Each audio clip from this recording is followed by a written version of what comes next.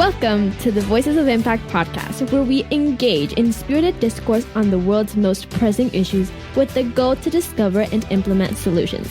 We are an ambitious youth group, and we will not settle until we have tackled every challenge our world faces. Previous generations have left us with a host of issues, but the world is ours. Join us as we learn life lessons and how to contribute to a more fair and uplifting planet. We will take the torch from older generations, learning from their mistakes.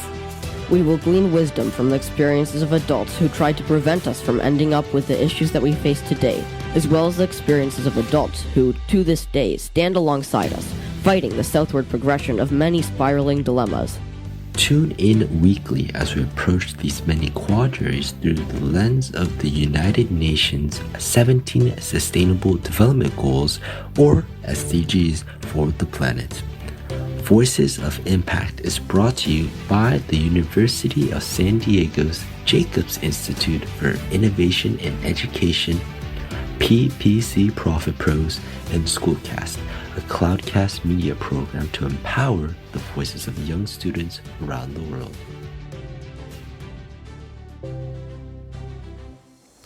Hello listeners, we're back with another episode, recording live at Studio 246A at the University of San Diego. The United Nations, or UN, has 17 Sustainable Development Goals, or SDGs, for a brighter future. In this podcast series, we will have discussions on 12 of the SDGs chosen by our World Council of Youth. Today, for episode 2, the Council has directed us to cover quality education. We will be joined by an expert in the field to discuss education issues and solutions alike, inspired by other countries. I'm Isabella. I'm Shane. I'm Amulya.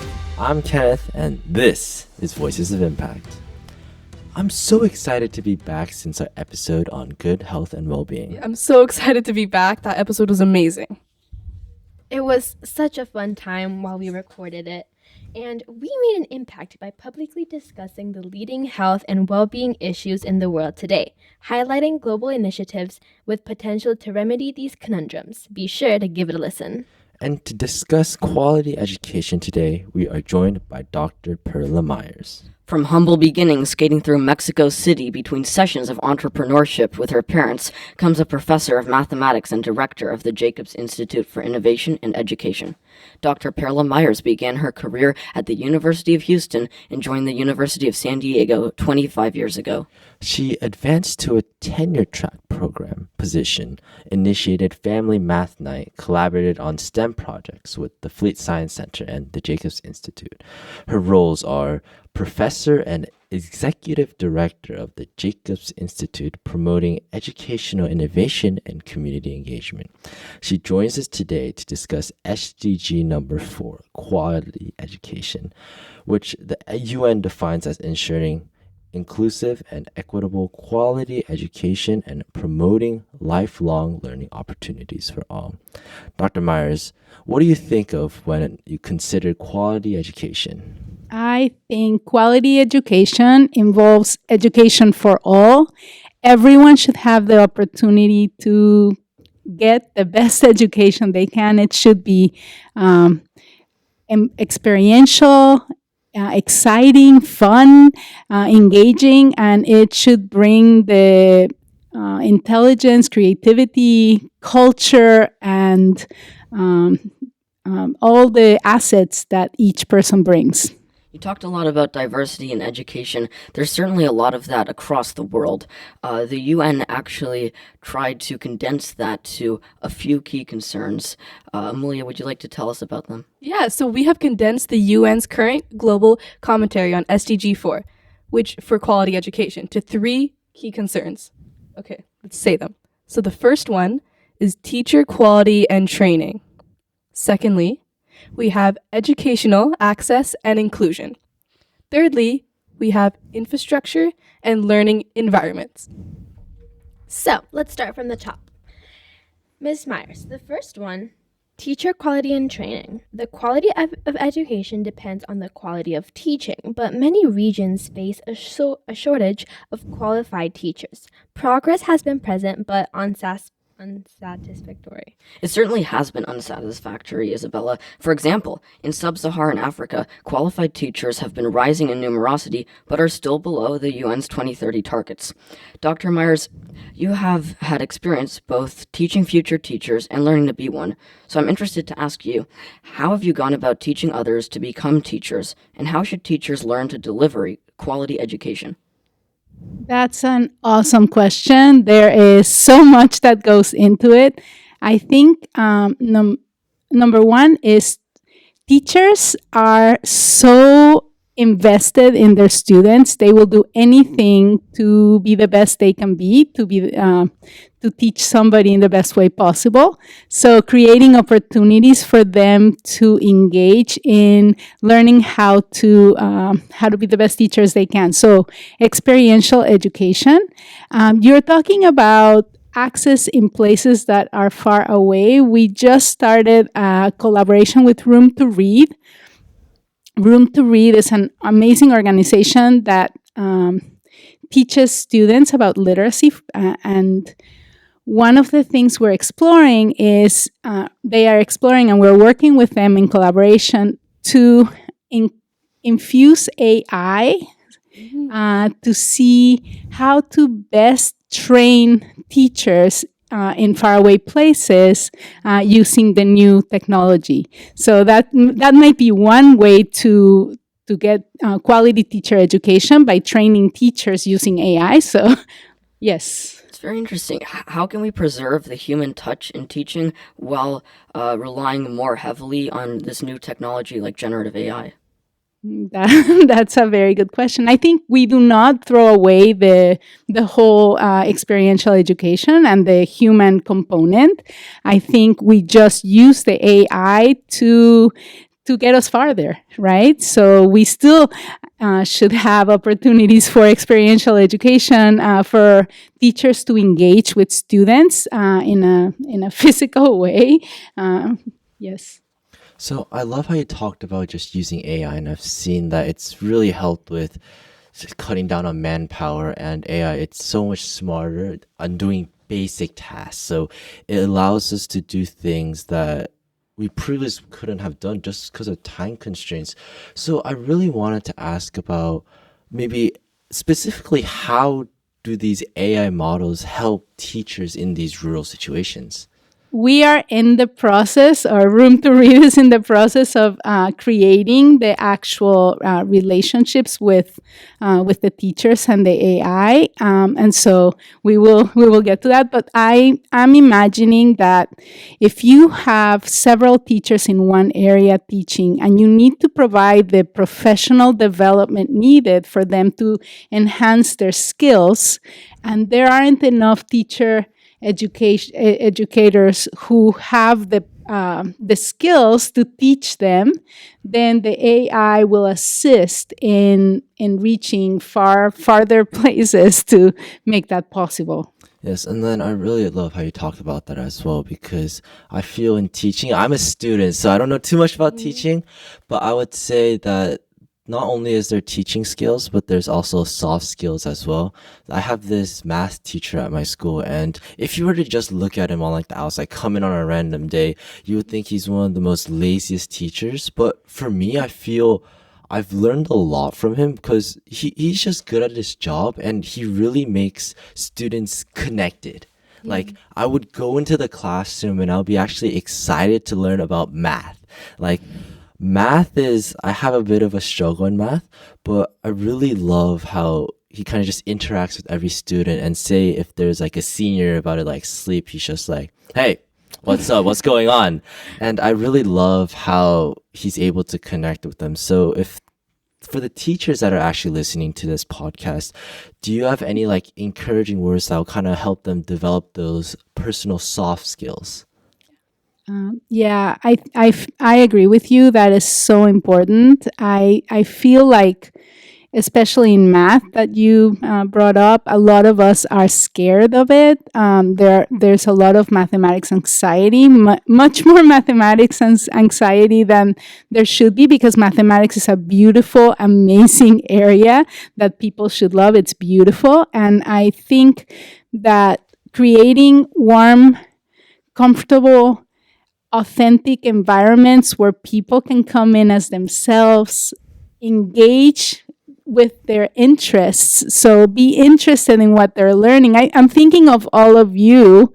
You all got excited to do podcasts, to engage in the United Nations Goals for Sustainable Development. And I know you've learned so much from that. What was it that attracted you to want to learn more and to do more?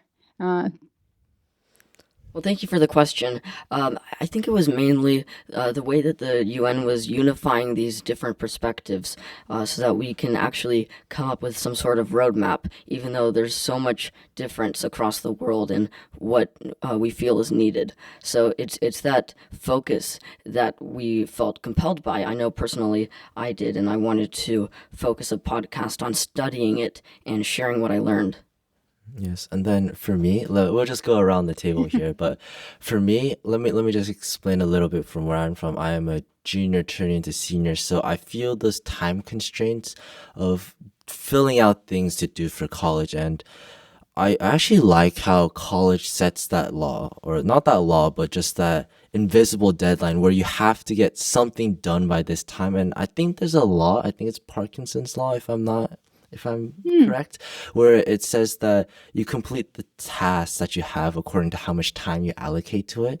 So being able to actually have that invisible deadline for college, okay, what can I do to actually like try and get into a good college? It was a good way for me to kind of like get my life together and say, what do I really want to do with my life? I'm not going to go to college and waste thousands, $100,000 just studying something I don't know. And when Shane actually reached out to me talking about, oh, let's hop on this podcast together. And at first I wasn't really interested in the United Nations goal, if I was going to be honest with you. I thought when I think of UN, it's just, say, a bunch of nations just gathering to try and solve problems, right?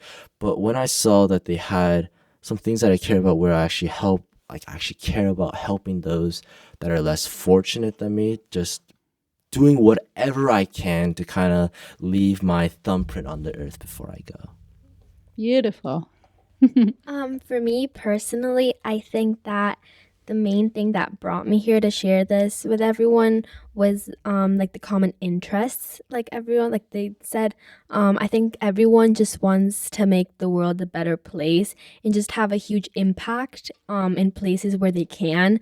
So I think it's just really important for us to be able to use all the resources we have and the talent and everything just that we can reach to just help other people and just be able to make a difference in the world. And I think that everyone here thinks similar and thinks that way. So I think that's mainly what brought us together and what makes everyone just be able to come here as a team.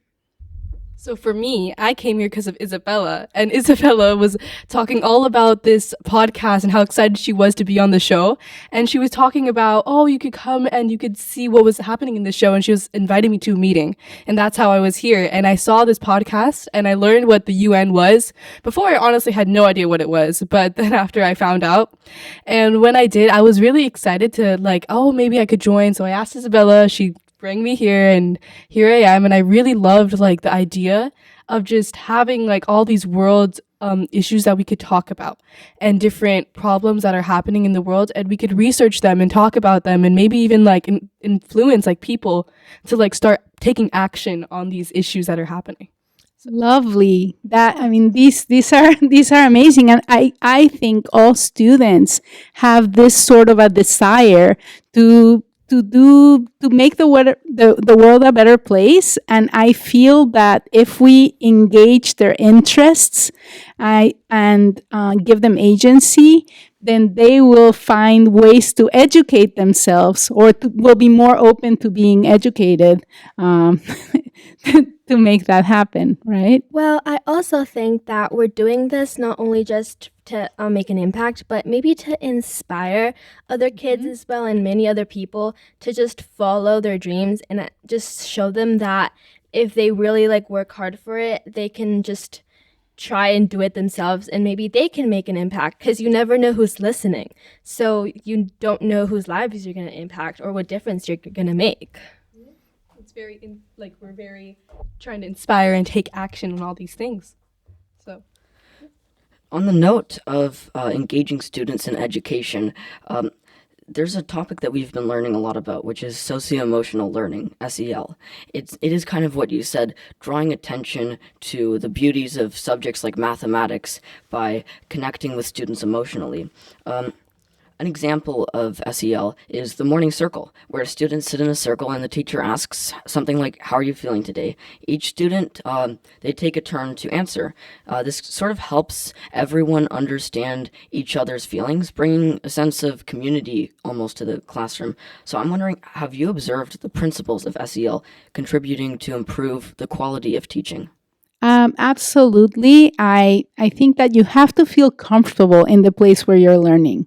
So I think number one is creating a community where everyone is valued, where everyone's views are important. And so what you're saying about creating a morning ritual where people come again as themselves and can engage in the socio-emotional aspects of their being I think that is crucial. It's important to have the basic needs met before we start to educate people. So you need to not be hungry, to have your food needs met, your clothing needs met, your emotional, socio-emotional needs met, and then you can participate in learning. So I completely agree. Yes, and then I also see that peer pressure is also a very big thing in students where they would want to learn something or maybe not learn something just based on what their friends are doing. So what are some of the ways that you found that kind of helps break that peer pressure within the students? What breaks the peer pressure? I think going back to I think is most important is for people to come in as themselves with their authentic beings. If they feel comfortable in this space and they know that they have agency, that they are worth, that their feelings, their needs, their culture, their everything they bring is important, I think people are more likely to say what they think and less likely to fall into peer pressure situations. So, like you said, I think it's very important to make sure that schools have that environment and have the right resources to be able to implement that in their teaching. But some schools don't have access to that. So, how do you think that more teachers in just the schools can integrate SEL into their curriculum effectively?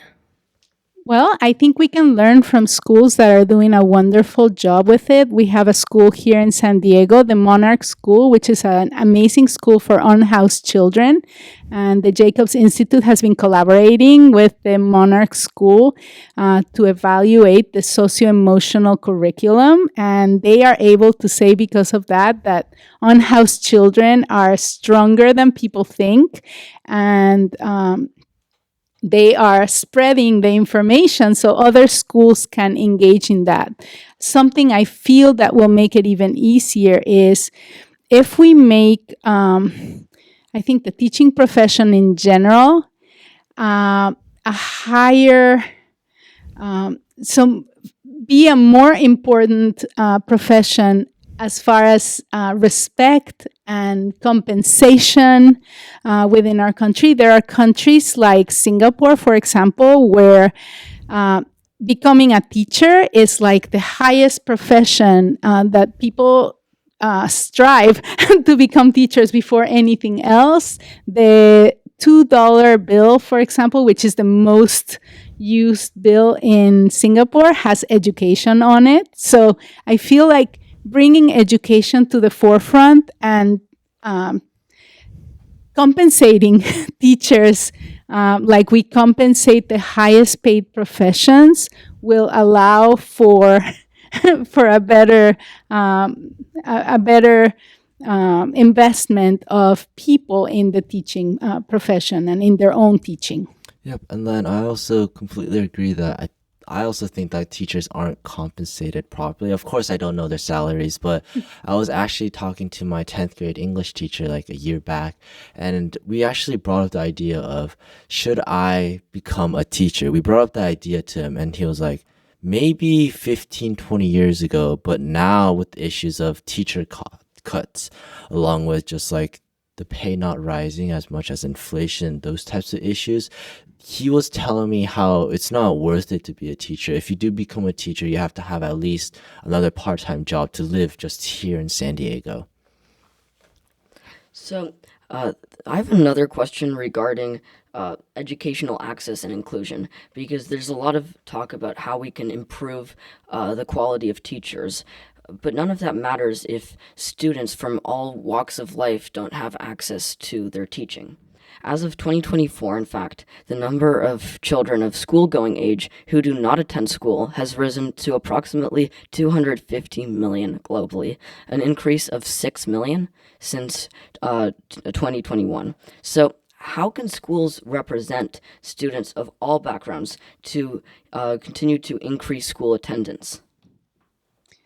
That is that is a really great question. I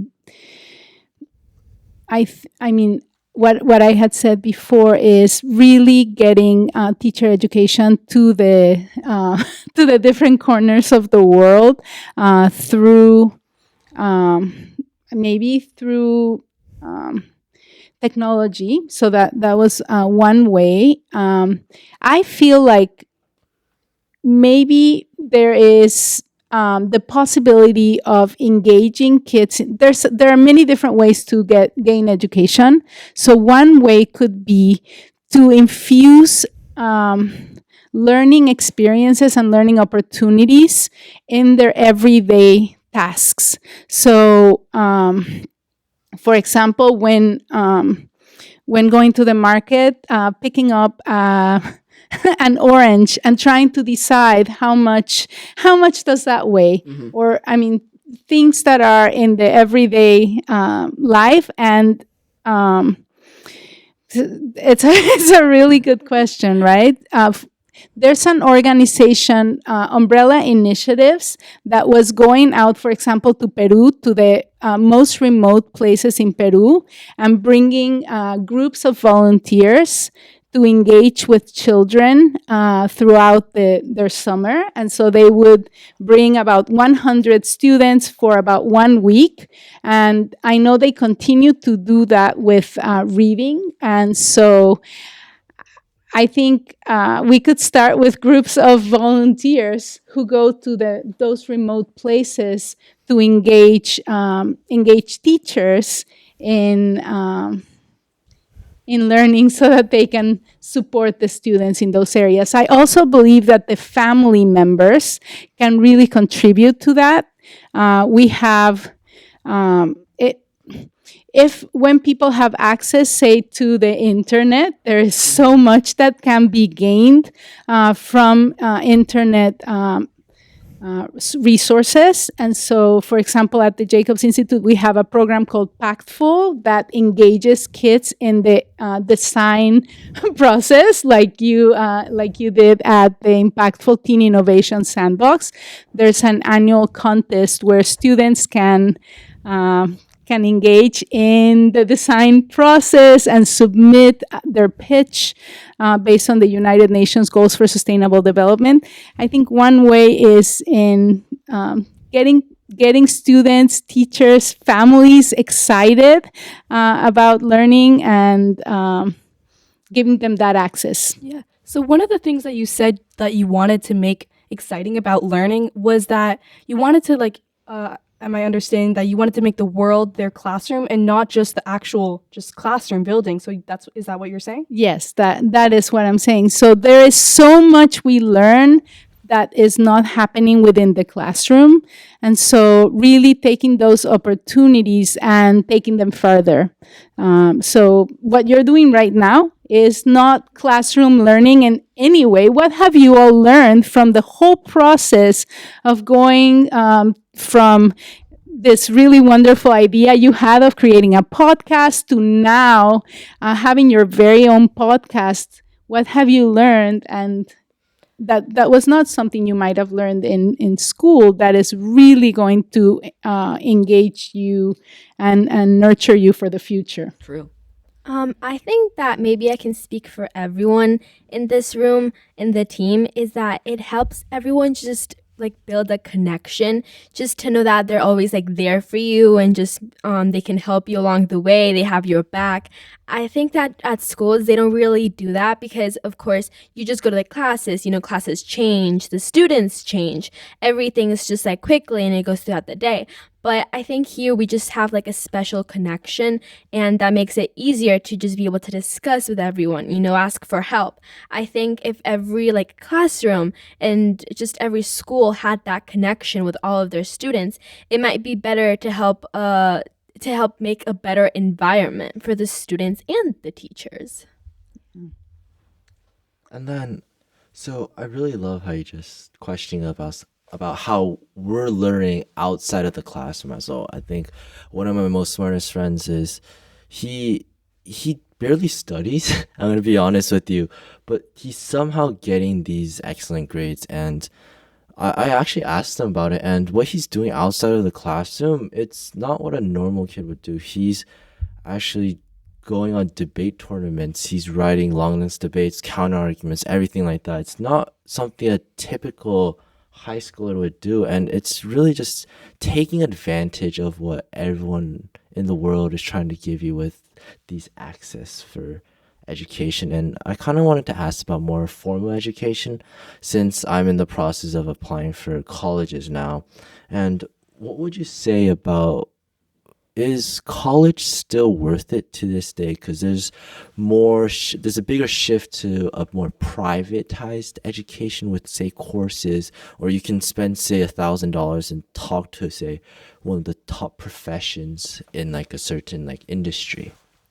That's a really wonderful question. Thank you also for your answers. I think it's fantastic what you've learned. And I think you get what you put into whatever educational situation you get yourself in. So I feel like you could definitely learn by yourself at home or wherever you are, and learn from the world and engage in all kinds of experiences and teach yourself. I think there are some advantages to attending an higher education institution, and those are for one, what you were talking about before, which is the socio-emotional, social aspects of it. When you attend a university, you are engaging in all kinds, you're changing and learning about becoming an individual in a way that maybe you wouldn't get if you just stayed in your own comfortable place and learn that way. I feel like there is so much you can learn from the faculty, from the staff, from your classmates within a university environment. It's a great experience that nurtures your mind and your soul and your and everything about you. So I think universities are still wonderful places to be and to gain from. And again, it's what you put in, which is what you will get out of it. So you could still, even within the university, you could just skate by, take the classes that require the least amount of work, stay in your dorm, or do those sorts of things. Or you could really go out and create a club and engage with other students who think like you or don't think like you, learn from others who are different from you. So I think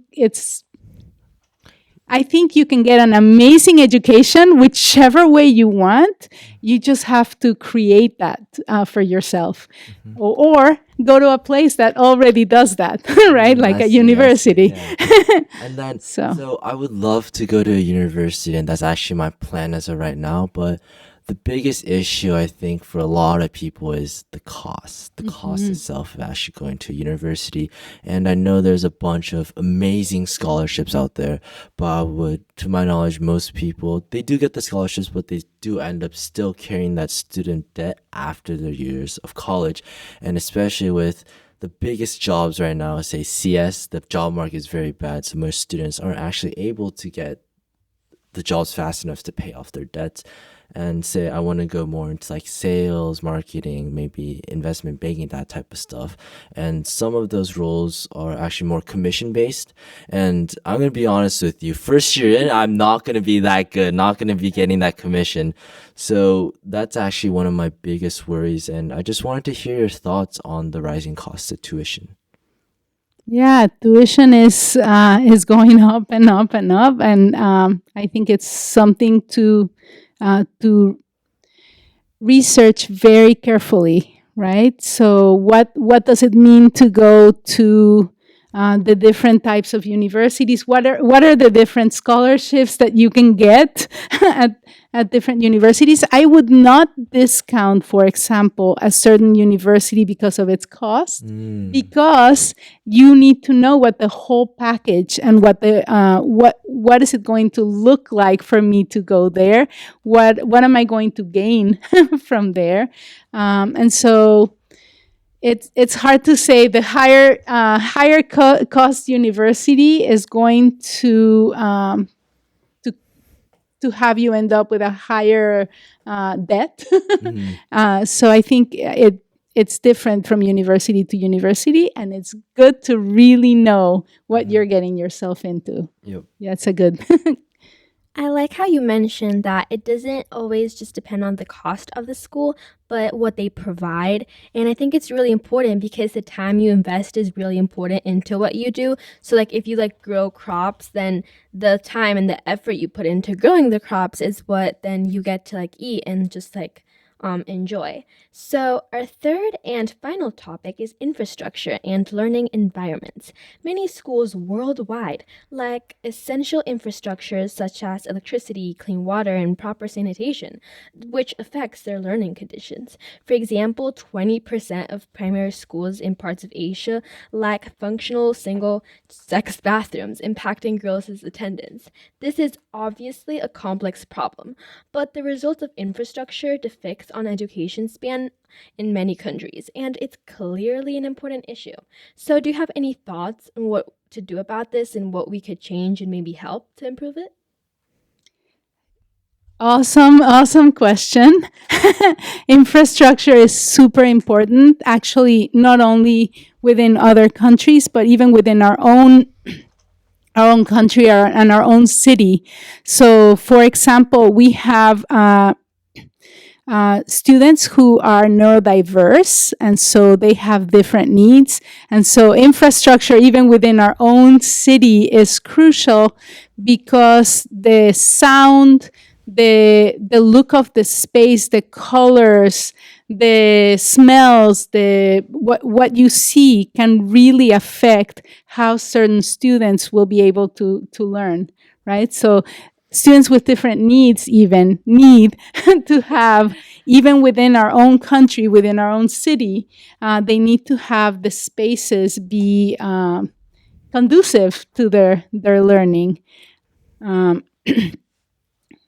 So yeah, Dr. Myers, so as we know, you lead the Jacobs Institute for Innovation in Education. So I was wondering, let's take a look at a couple of recent innovations in other countries, as you were talking about. So Thailand's new initiative was supported by the Asian Development Bank, which aims to improve teacher training, curricula, and critical thinking. So how can entire schooling systems transition to majorly updated teaching methods, like those which we discussed earlier?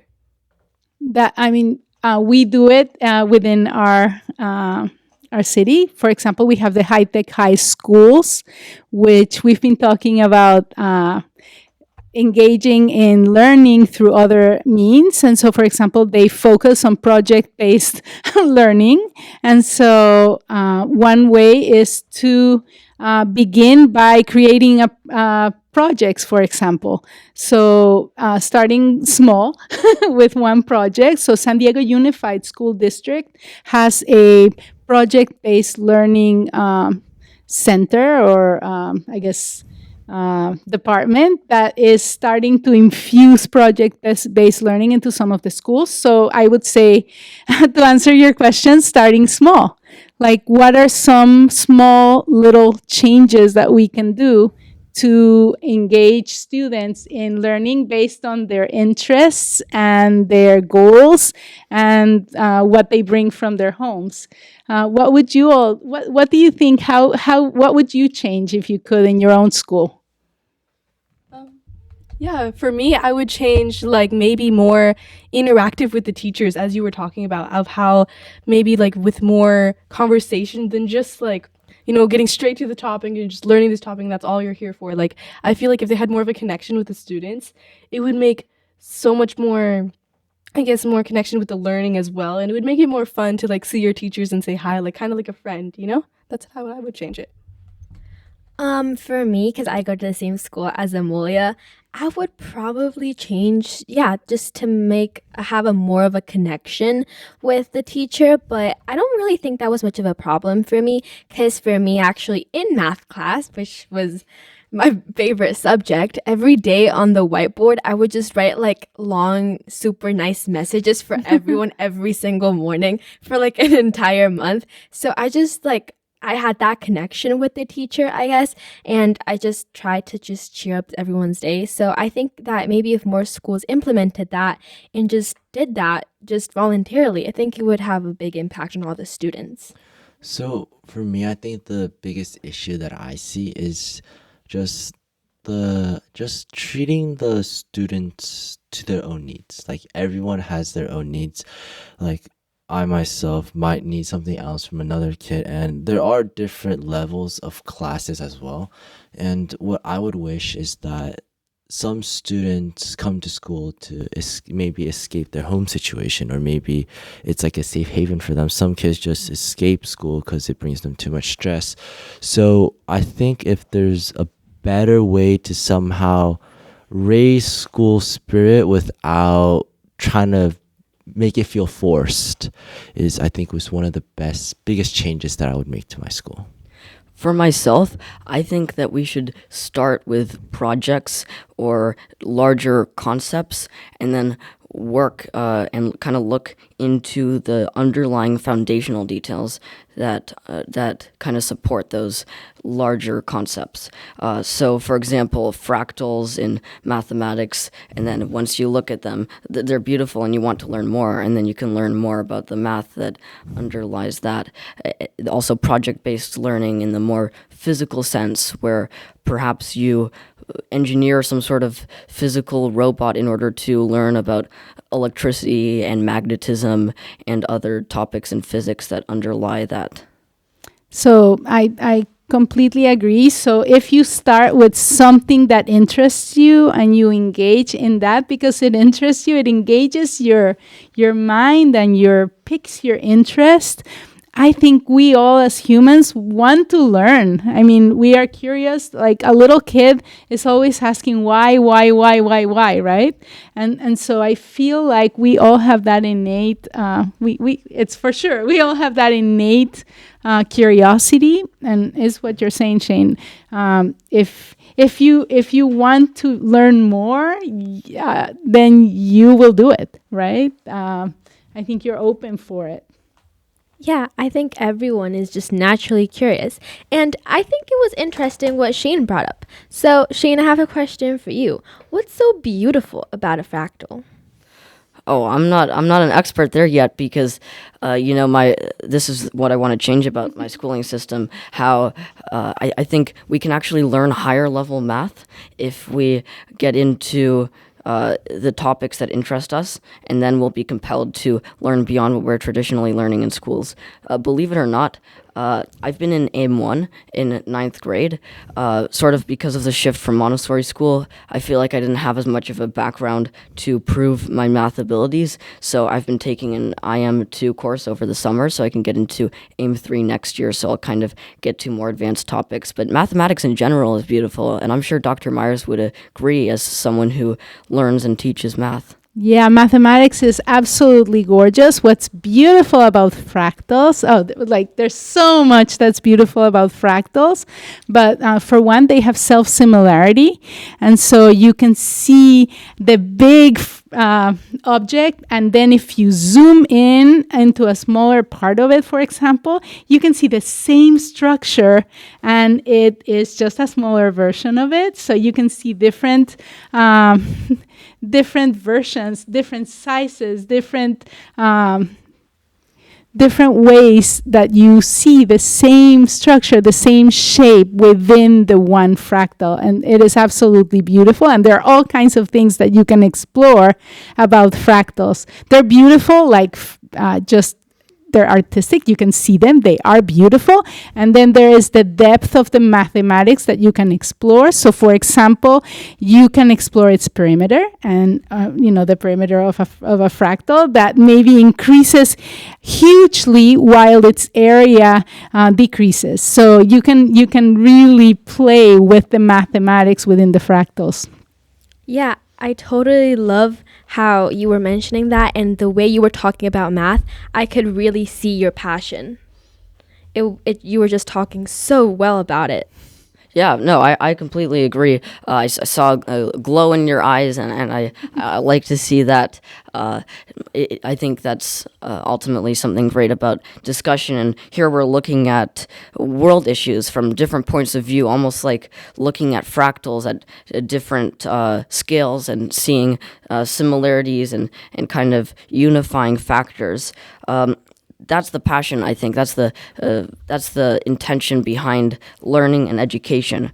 I wanted to run by you another initiative in this initiative segment of the show. UNICEF has actually introduced the National Learning Passport, or NLP, for this very reason, to try to bring education to more students in Nigeria. It's a digital learning platform providing free educational resources to children in remote areas. So let me just read you a bit of information about it. Students are given tablets preloaded with educational materials. The NLP is often praised for many things, including adaptability and scalability to accommodate the educational needs of different sized areas.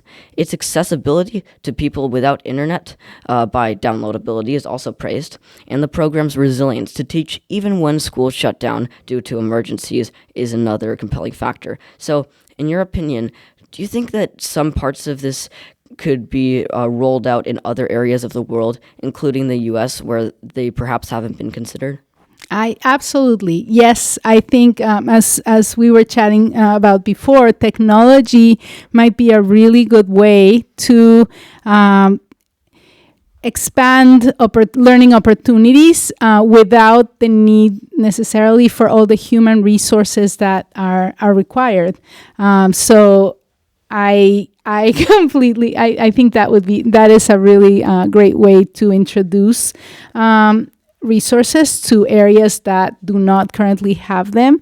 And I feel that there's a need to keep developing resources that are high quality resources and that are appropriate and culturally that they are culturally affirming to the specific communities where we bring them, right? So we can't just like take some kind of resource and bring it to a community when it doesn't necessarily, it's not going to be connected, it's not going to be relevant to the students in the same way. So for example, if we're talking about certain fruits or certain types of foods or certain types of things that they never have in that certain part of the country, it's not going to connect in that same way. We have to be thoughtful about what resources we bring to them. Right. So obviously there's a lot of consideration that needs to be applied, and it was nice to hear some more about how that can be done. But in general, when you're rolling out education of some form to people in different areas, a digital component is sometimes necessitated, like in Nigeria when schools shut down, so students can have uninterrupted learning even throughout the shutdown. UNICEF has bought tablets and other devices for these people, and UNICEF is a great organization. But I'm just not sure how we can have a large, broadly scalable impact on more populations. One organization can't exactly buy tablets for the whole impoverished part of the world. Yeah, I think that just like food, we have enough food in the world that can feed everybody. I feel like we have enough resources to educate people all over the world if we were to share the resources we have and to bring them to the different communities. So I think the kind of thing that you are doing right now, which is sharing about education and sharing about the needs and getting more people thinking about solutions, is exactly what we need. We need to get the whole community thinking about it. Education is something that can be improved if everyone puts their mind to it and their resources so that it can be they can be improved. You're right. We can definitely do it if we all put our part in the process. Thank you for your thoughts on that. Yeah, I like how you said that we had to maybe like come together as a community to just make those impacts on education. But right now, adults are generally deciding on our educational systems. So is there anything that you see that maybe students can do to spark a change in areas where they see their schools are lacking? Yes, I think we need to speak up, right? So, which is exactly what you all are doing. I feel like we need to give students voice, agency. You all are going to change the world. And I mean, looking at all of you, I'm really hopeful for the future. I would love to hear what you think. How should you do it? What are the ways that you feel we should have young people like you address this really challenging issue? So, on your question, I think one of the biggest things that we can do is, I think students have the biggest influence on students themselves. It's kind of ironic that I say that because there's peer pressure, but I feel as if we can just get the majority, then just like adults, students will be more compelled to actually follow the majority. So say if you're a teacher and there's, say, 30 kids in the class, then if we were to get, say there's a bunch of like cliques and groups within that classroom, but if you were to get some of like the key players invested into your plan, then you'll actually be able to just bring the whole entire classroom focus on a certain thing. You just need to be able to understand, okay, so who are the quote unquote leaders of the small groups of friends within the classroom, and what do they actually like? What do they enjoy? Like you've been saying over and over that if you really want to get students kind of into learning, you got to get them to actually enjoy it.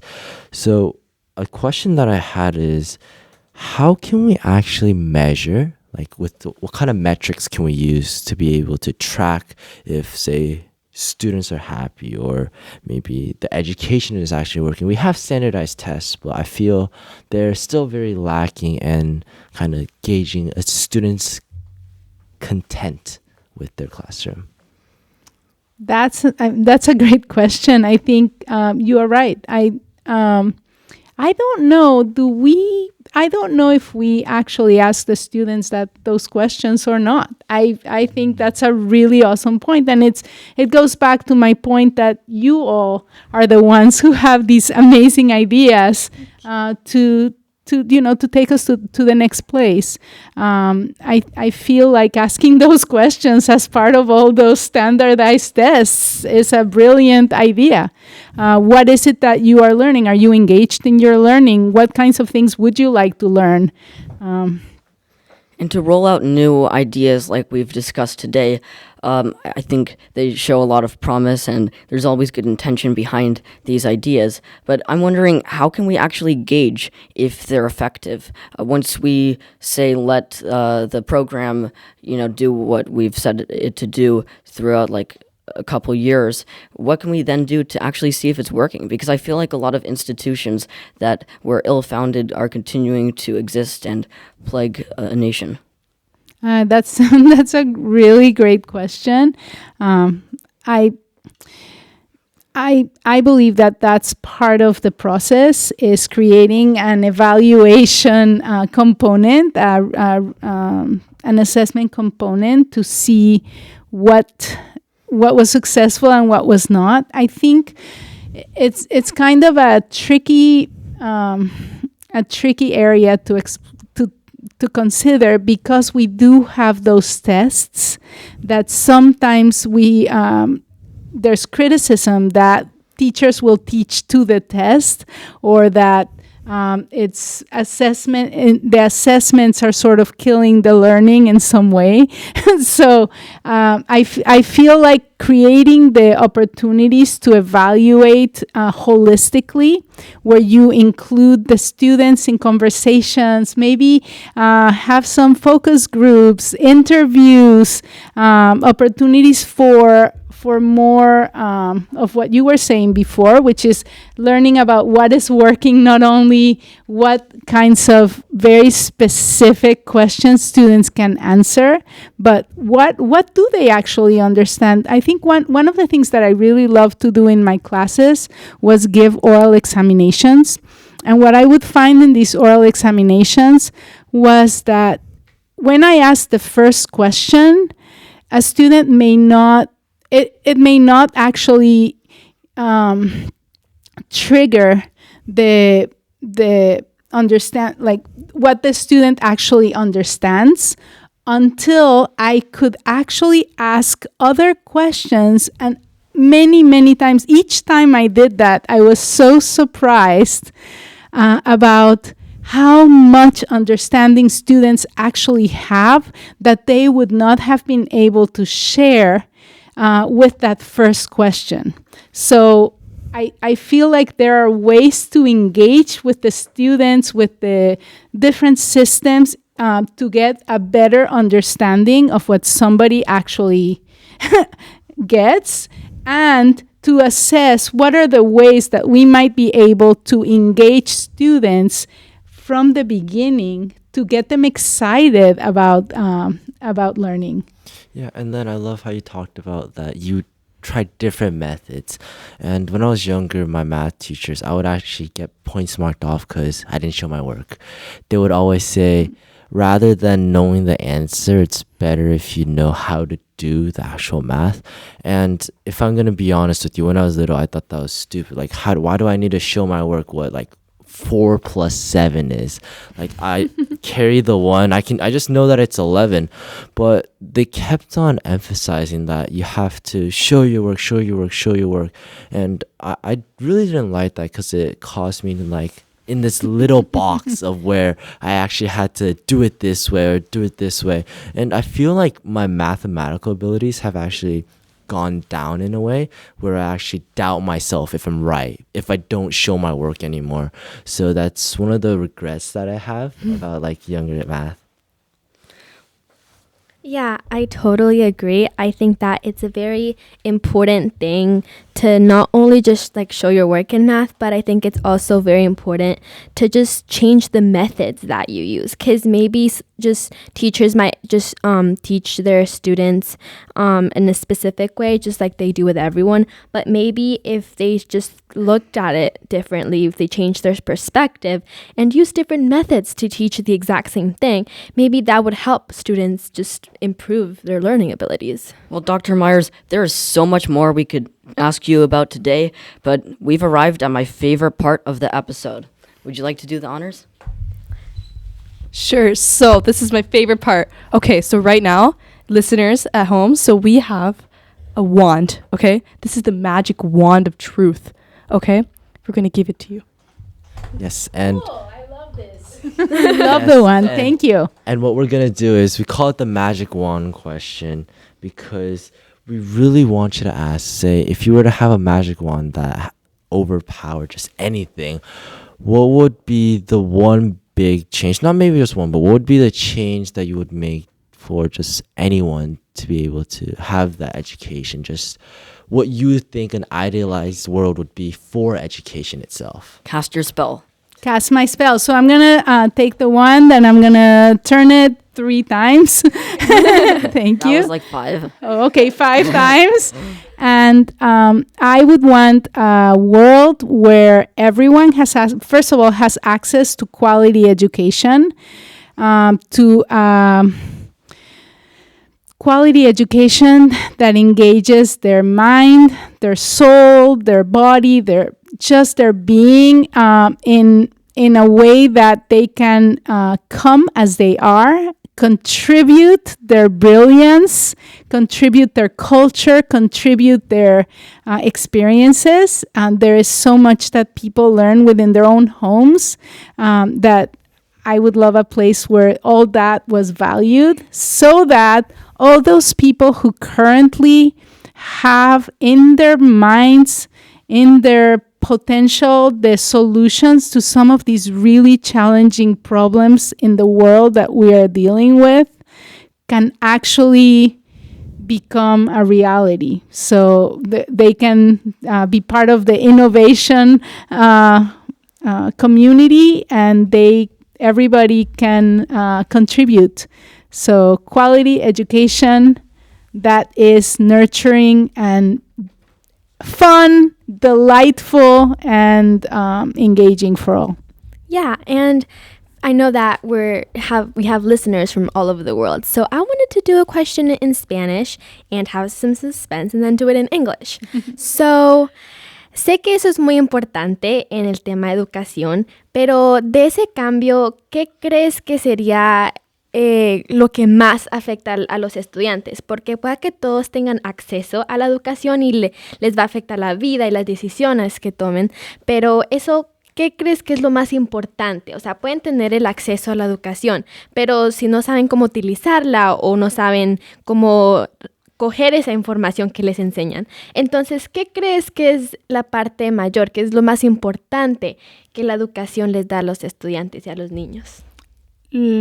Me encanta tu español, me encanta cómo estás, pues traduces al español y me preguntas en español.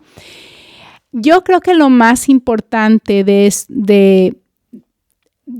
para que las personas puedan usar ese acceso es inspirarlos a que pues quieran aprender y que quieran tener la oportunidad de ser parte del aprendizaje. O sea, como lo que están haciendo ustedes, que empezaron con una experiencia bonita donde aprendieron cómo se hace podcasting y ustedes lo siguieron y crearon su propio programa de podcasting. Eso es lo que necesitamos para todos, que todos tengan la oportunidad y la inspiración, el interés, darles oportunidades que les interesen para meterse al aprendizaje. Sí, definitivamente. Yo creo que nosotros, por haciendo esto y actividad, yo creo que definitivamente les damos la ayuda que necesitan, pero al final del día ellos son los que toman la iniciativa de poder hacer cosas grandes, porque todos tenemos esa oportunidad. Entonces, eso es muy especial. Muchas gracias. Muchísimas gracias a And ti. just all the listeners, to translate it to English, I asked that is like an amazing change that Miss Perla decided. So I just asked if it was, what would be the biggest impact that it would have on education and the students if they had access to everything? And what's your response in English? My response is that the biggest change to make everything accessible would be to create opportunities that they are interested in, to inspire them to want to take them. So once it's accessible, it also needs to be inspirational. And just like when you started from one little experience with podcasting and it inspired you to keep going and to go bigger and bigger, I feel like creating those opportunities will allow for that access to be utilized by the students. I just want to make sure that I understand, and just for further emphasis, the sentiment you conveyed as your response to the magic wand question. So from what I gathered, you were talking about giving everyone access to education to unlock their inner potential. For all we know, there could be someone with the mind of Einstein somewhere in some rural country where they can't access the education they need to prosper. And I just wanted to make sure that I understood that right, and that I amplified that. Absolutely. That is exactly right. The mind of, there's so many people who have amazing minds. We always think of Einstein, but in addition to Einstein, we have so many that are amazing role models for us, and some that are sitting in places where they cannot share or engage in the innovation and education process to really share what they have inside of them to contribute. And again, our world needs every single one of those amazing people. Yes, and then one final question that we want to ask is, how can listeners actually follow your work and life as an educator and a person that actually proposes and urges for this equitable access for education? Well, I'm at the Jacobs Institute for Innovation in Education at the University of San Diego, and it is really a beautiful place. We have all kinds of wonderful creative outlets and very beautiful, colorful space. And it is full of incredible people. I think that's the most beautiful thing about the Jacobs Institute. Within the Institute, we have amazing team members who are doing many different projects with incredible community partners. So we have partners all over San Diego, all over other places around the world. And so come join us at the Jacobs Institute, collaborate with us, support our work. We are really invested in advancing equity through innovation and leadership in education, and we can only do it with everyone's help and support and collaboration. Dr. Myers, our listeners should definitely follow you and the Jacobs Institute for Innovation in Education. You talked a lot about unlocking each person's potential with education. And to all of our listeners here today, go follow your dreams and unlock your potential, because you could be the Einstein of whatever other field. We think about Einstein, but each person is unique and capable in their own way. So definitely use that sentiment to empower your work. And we've learned so much from you, Dr. Myers. Thank you for coming on the show today. Thank you so much. I learned so much from you, and you inspire me to continue doing what we do here.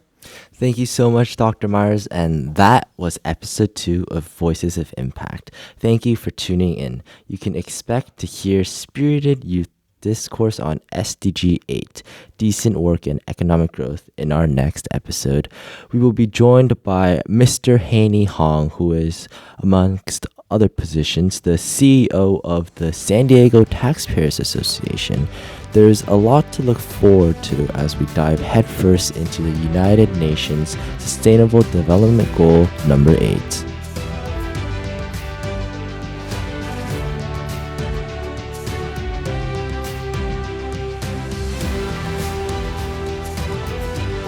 You enjoyed the Voices of Impact podcast, where we engage in spirited discourse on the world's most pressing issues with the goal to discover and implement solutions. Our mission is to overcome global and societal conundrums through student unification, accepting our roles as future stewards of planet Earth. Please consider sharing this episode with other humans to enable spirited youth discourse on the planet's most pressing issues. If you learned something or felt empowered by this episode, tune in Saturdays for more student-led change-making conversations, and be sure to follow, share, and positively rate our show. Voices of Impact is brought to you by the University of San Diego's Jacobs Institute for Innovation in Education, PPC Profit Pros, and SchoolCAST, a Cloudcast Media program to empower the voices of young students around the world.